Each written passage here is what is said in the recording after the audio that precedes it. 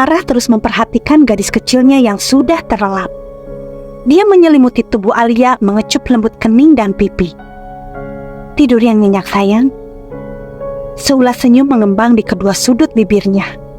Sarah keluar kamar.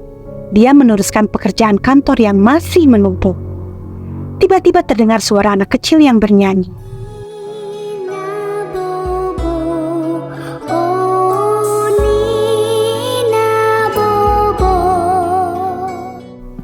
Seketika itu juga dia melirik ke kamar Alia.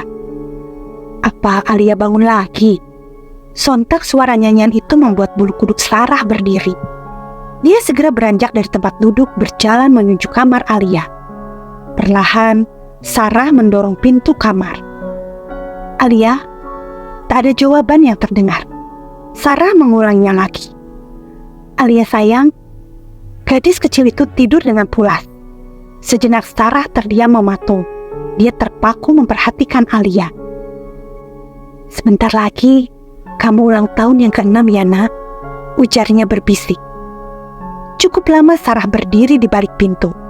Terdengar dia menghela napas panjang. Sekali lagi dia menatap Alia, memastikan bahwa semua baik-baik saja. Sarah pun kembali menuju ruang tengah. Sejak kecelakaan 1 tahun yang lalu, hidupnya serasa hampa dan kosong. Kejadian itu menewaskan suami yang sangat dicintai, membuat Sarah harus banting tulang mencari nafkah. Kembali Sarah menghembuskan napas berat, seakan ingin melepaskan beban penat di hatinya. Setengah jam berlalu, dia masih berkutat dengan kesibukannya. Sesekali dia melihat arah jam dinding. Sudah jam 12 malam. Saat hendak menuju dapur, suara itu terdengar lagi.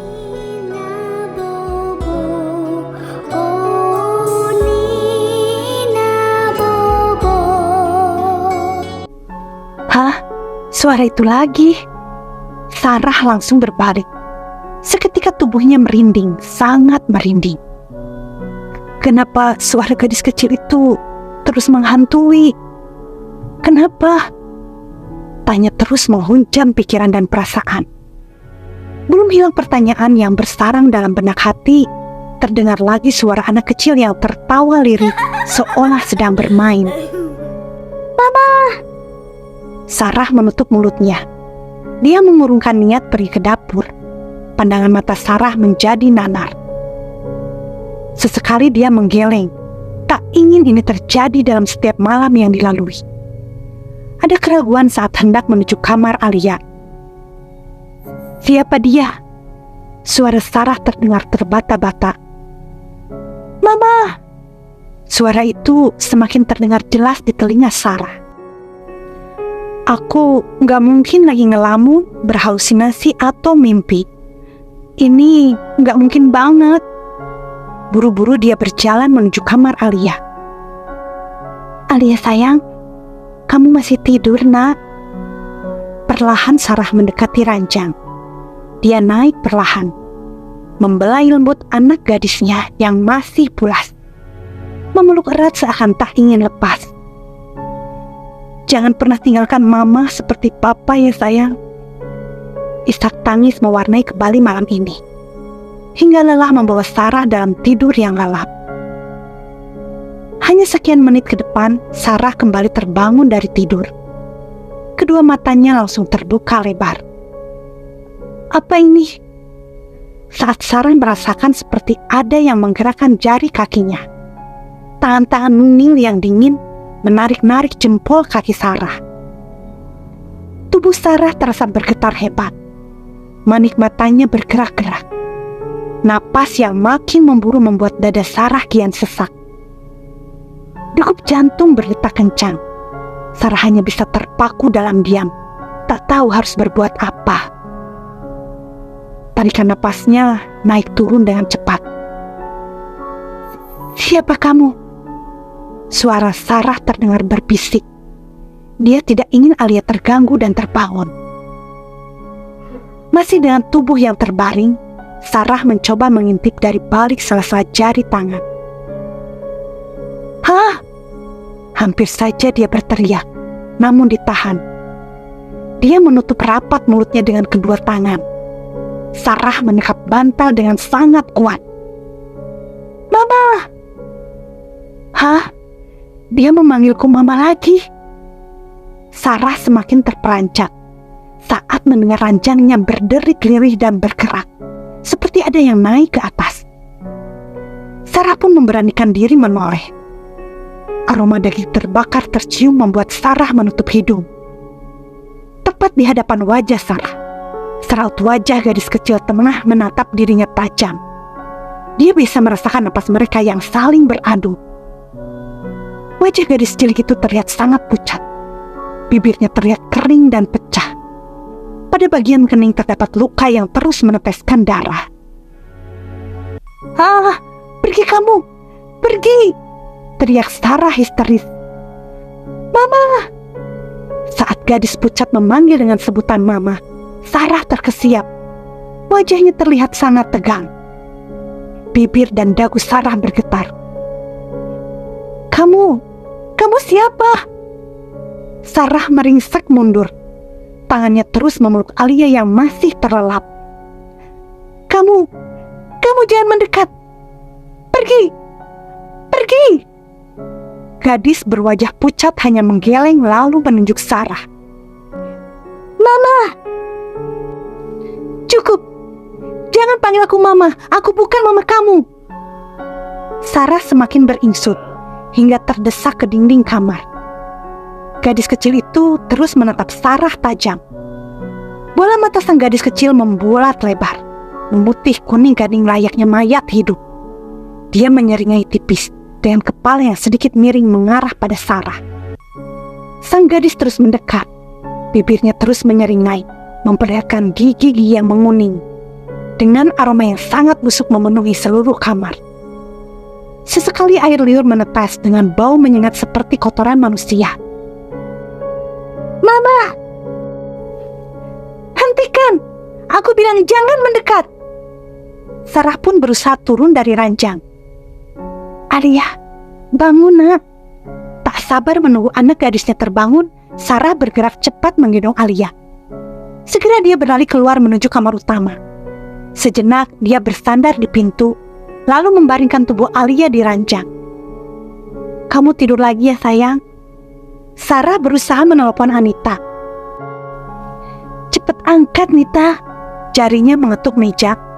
"Halo? Nita, cepat kemari sekarang juga. Ini sudah jam 1 malam Sarah. Ada apa?" "Ada setan di rumah aku. Tolong Nit, kasihan Alia." "Tunggu aku, kau jangan berhalu lagi Sarah," sentak Anita dan langsung menutup teleponnya. Terdengar derap langkah anak kecil yang berlarian. "Mama! Kenapa aku jadi gini? Kenapa?" Sarah semakin merasa tertekan. Dia duduk meringkuk di lantai dengan menarik-narik rambutnya. Sesekali Sarah menoleh pada Alia yang masih tertidur lelap. "Tidurlah sayang." Tangan kiri mengusap kepala Alia penuh kelembutan. "Kenapa gadis hantu itu selalu mengikuti aku? Ini semua aneh." Terdengar suara pintu kamar yang diketuk pelan.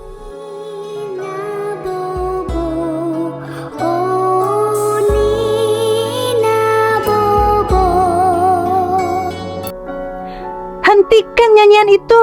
Hentikan!" teriak Sarah kencang. Dia menangis histeris. Kedua tangan memukul kepalanya berkali-kali. "Ada apa dengan aku? Ada apa?" Tak berapa lama, terdengar suara Anita yang berteriak memanggil Sarah. "Sarah!" Segera Sarah bangkit dan berlari menuju pintu depan. Pintu rumah terbuka lebar. Muncul Anita yang masih memakai piyama. "Ada apa Sarah?" Sarah menghambur ke dalam pelukannya. "Apa aku gila? Katakan Nit." Anita merangkulnya dan membawa masuk ke dalam. "Kamu tidur di mana Sarah?" Sarah menunjuk arah kamar utama. Alia tidur di situ." "Alia? Kamu masih berhalu dengan Alia?" Sarah langsung melepaskan pelukan Anita. Dia mendorong teman baiknya itu. Apa maksud kamu, Nit? Sadar, Sarah. Anita menarik paksa pergelangan tangan Sarah. Ikut aku. Kemana? Melihat Alia kamu itu. Langkah Anita bergerak lebih cepat daripada Sarah. Wanita cantik itu semakin terlihat kebingungan. Dia mengikuti langkah Anita masuk ke kamar. Ini yang kamu sebut Alia? Teriak Anita dengan mengangkat sebuah boneka panda setinggi 1 meter. Terdapat beberapa bercak darah pada bagian bulu panda yang putih itu. Mau kau apakan, Alia? Sarah kaget. Bibirnya bergetar dengan mata memerah. Raut wajah Sarah terlihat memelas. Jangan kamu lakukan, Nit. Kenapa kamu jahat seperti itu? Teriak Sarah histeris. Dia berusaha merebut boneka itu hingga mendorong tubuh Anita sampai terjungkal. Buru-buru Sarah merebut boneka dari tangan Anita. Sarah! Teriak Anita kencang. Boneka panda itu dipeluknya erat. Kamu harus bisa lihat ini, Sarah. Alia sudah mati. Nggak mungkin. Nggak bener itu.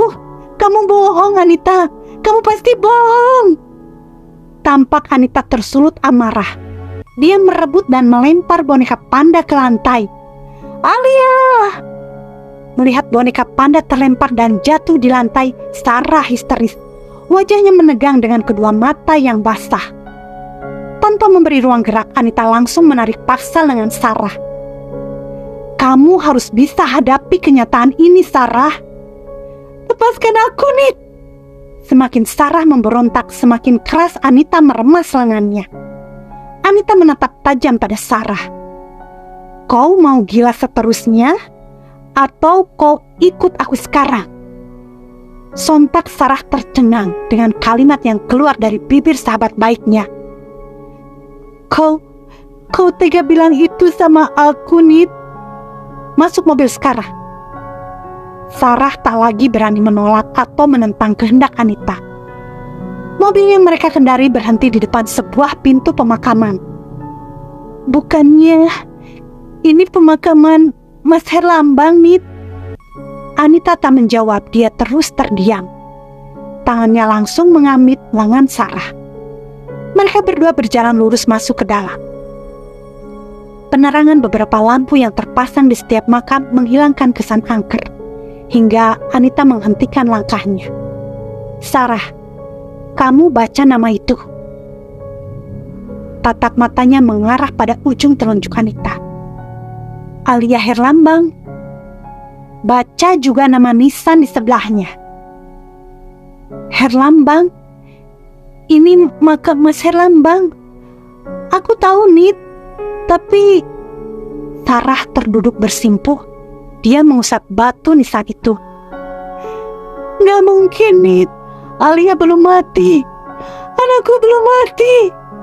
Dia lagi di rumah bermain, Nit. Dia menunggu aku pulang. Alia sudah mati, Sarah. Tubuhnya ikut terbakar dalam kejadian itu. Kau masih menolak mengingatnya? Tidak, itu pasti bukan Alia, Nit. Sarah terus menggeleng keras. Dia ingin menolak semua kejadian 1 tahun lalu. Tubuhnya lunglai dan terduduk di tanah. Tangan Sarah meremas rambutnya berkali-kali, mencoba menolak semua kenyataan yang ada. Itu semua gak mungkin, Nit. Setiap hari aku masih tidur dengannya. Aku masih bermain dan makan bersama. Kamu pasti bohong. Kalian semua bohong. Teriak Sarah semakin menjadi-jadi. Siluet itu semakin membayang di pelupuk mata. Namun Sarah mengelak. Dia mencoba menolak semua kenyataan pahit yang telah terjadi. Semua gak mungkin. Ini bukan makam anakku. Gak mungkin, Nita. Anita hanya bisa menangis menyaksikan kondisi Sarah yang masih belum bisa menerima kematian Alia.